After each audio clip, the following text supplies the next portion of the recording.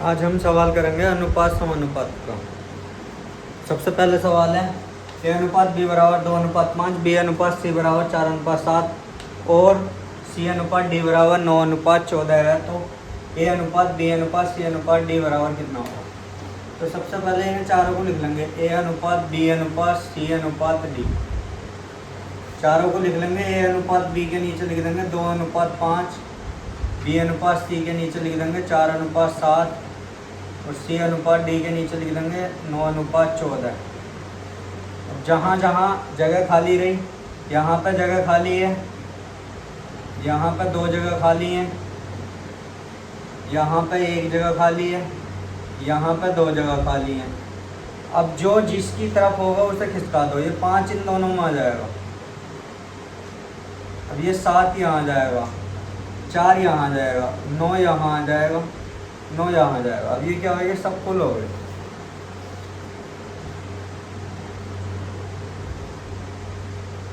अब कोई कट रहा नहीं कट रहा।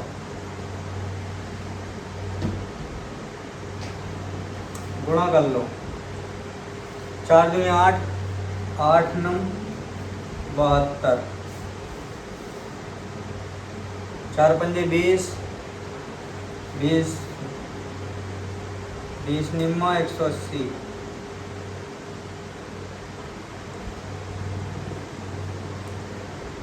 9 पंजे 45, 45 7 7 पंजे 35 का 5 हासिल 3,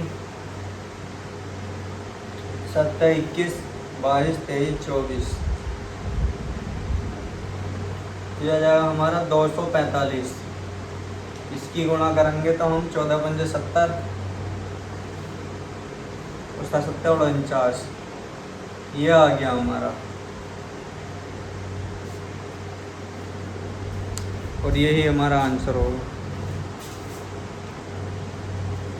अगला सवाल है हमारा ए अनुपात बी बराबर 3:4, बी अनुपात सी बराबर 5:6 है, तो सी अनुपात ए ज्ञात करो। ए अनुपात बी बराबर 3:4, बी अनुपात सी बराबर 6:5। अब ध्यान रखेंगे जब भी ये चीज़ कॉमन है तो हम क्या करेंगे, उल्टा एन लगा देंगे, ऐसा गुणा कर लेंगे। इसकी इसमें, इसकी इसमें, 3 की 6 में, तो हमें मिल जाएगा ए अनुपात बी अनुपात सी 6 18, 6 चौक 24, 5 चौक 20, ये मिल गया। हमसे पूछा सी अनुपात ए बताओ। सी अनुपात ए, सी का मान कितना हमारा 20 और ए का मान कितना हमारा 18, ये याद करना। तो 2 से काट दो तो 10:9। आंसर कितना आएगा हमारा 10:9। अगला सवाल दे रखा है यदि ए अनुपात बी बराबर 2:3 है और बी अनुपात सी बराबर 6:11 है, तो ए अनुपात बी अनुपात सी ज्ञात करो। तो ये भी उल्टे एन से हो जाएगा। ए अनुपात बी अनुपात बराबर 2:3, बी अनुपात सी बराबर 6:11। तो हमें बताना ए अनुपात बी अनुपात, ये बीच वाली वैल्यू देखनी होती कॉमन है या नहीं। ए अनुपात बी अनुपात सी, अब ऐसा गुणा कर दो। 6 दूनी 12, 6 18 और 11 35, ये हमारा आंसर आ गया।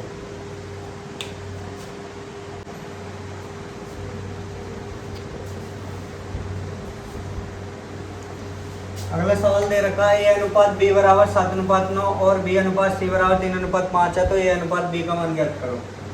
तो ए अनुपात बी बराबर हमें कितना दे रखा 7:9, बी अनुपात सी बराबर कितना दे रखा 3:5। ध्यान रखना है बीच वाली वैल्यू कॉमन होनी चाहिए। ए अनुपात बी अनुपात सी बराबर उल्टा एन लगा दो। 7 21, 9 27, 9 पंजे 45, ये हमारा आंसर आ गया।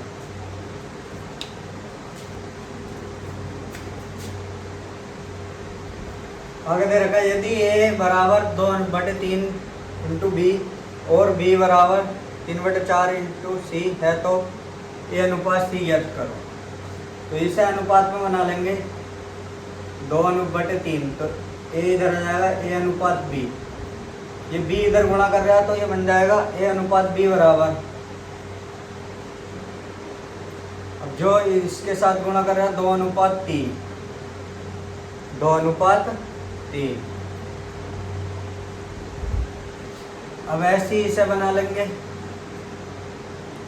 ये सी को इधर ले आएंगे तो ये हो जाएगा B/C बराबर 3/4, तो B अनुपात C बन गया हमारा 3/4, 3/4। अब उल्टा एन लगा दो, A अनुपात B अनुपात C, 3 दूनी 6, 3 क्या 9, 3 चौक 12, मुझे निकालना है A अनुपात C, A अनुपात C 6/12, तो 6 से इसे काट दूंगा तो A अनुपात C आ जाएगा हमारा 1/2, यही हमारा आंसर है। तो ये कह रहा है A के धन का, तो A के धन का B के धन का, तो का वाली वैल्यू होगी नीचे वाली, तो B की, और C का मान होगा हमारा 11, तो C का मान कितना है 11, तो A अनुपात B निकालेंगे तब हमारा आएगा, फिर उल्टा एन लगा दो तो 9 दूनी 18, 9 क्या 27, 11 क्या 33। जब पूछा A का धन C के धन का अनुपात बताओ, A अनुपात C, A कितना 18 है और C कितना हमारा 33, 3 से काट दो, 3 छंग 18, 11 का ना 11, तो 6/11।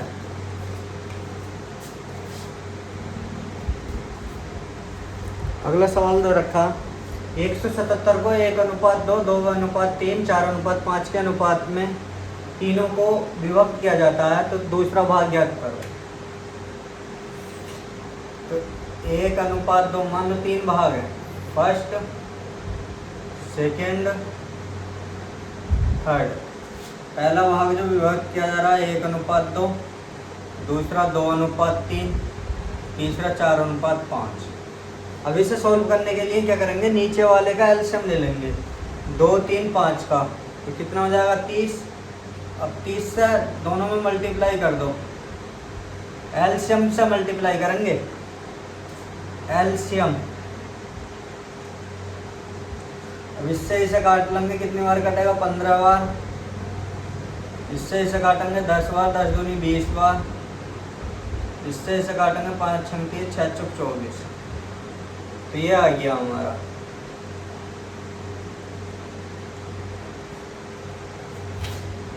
अब इसे जोड़ लो, कितना बैठेगा,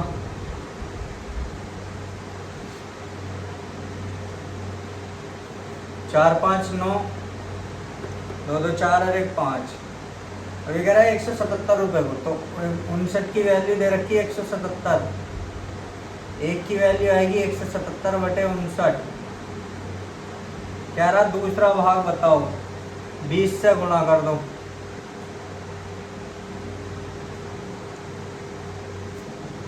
तीन से काट दो इसे, 3 से काटेंगे, 3 नम 27 का 7, 3 पंजे 15, 2 17, 3 बार कटेगा पूरा पूरा, तो हमारा 3 गुणा 20, तो सेकंड भाग कितना आ गया 20 या 60, सेकंड वाले को कितना मिलेगा 60।